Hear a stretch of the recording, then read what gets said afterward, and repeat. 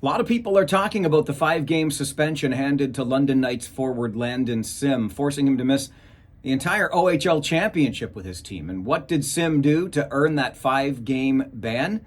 He used a derogatory term for female genitalia as an insult for another player. Let me be very clear about this. The Ontario Hockey League absolutely 100% and beyond the shadow of a doubt got this suspension right.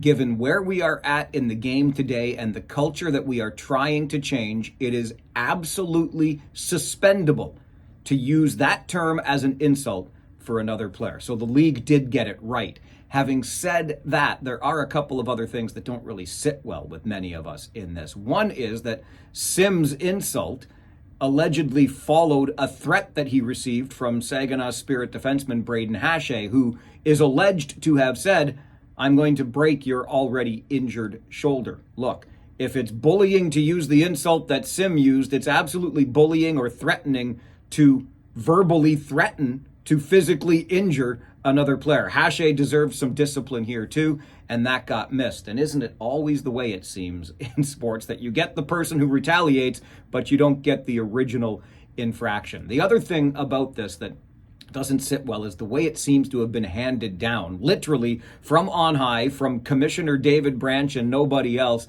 without any avenue of appeal for Sim. He didn't get a chance to plead his case. Now, I don't think that's exactly what happened here, but that's definitely the perception, and this is a perception that the Ontario Hockey League has to clear up. Moving forward, let's get into it right away next year. Let's make the supplemental discipline process far more transparent, and let's allow the players involved to plead their cases. Give them the opportunity to be heard, and then you as a league have the opportunity to educate a little bit more. Because here's the thing about using that derogatory term for female genitalia as an insult. Whether you're thinking about it or not, and I know we've been using this insult almost since the game was invented, but whether you're aware of it or not, unconsciously, what you're doing by perpetuating that insult is making women less than, making it sound as though if you use that insult, you are far superior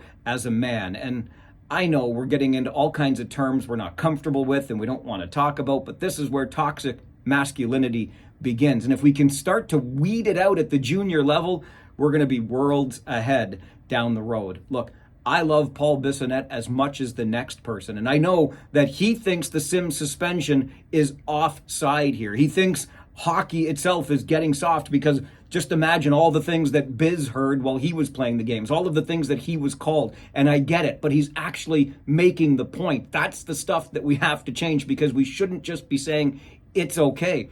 Biz, in his response to this, even gave Sim a perfect example. If Braden Hache were to have said, "I'm going to break your effing shoulder," Sim's response could be, "No, you're not, because you're as soft as puppy poop," or something else like that. I want my hockey played hard too. I want it physical. I want it tough.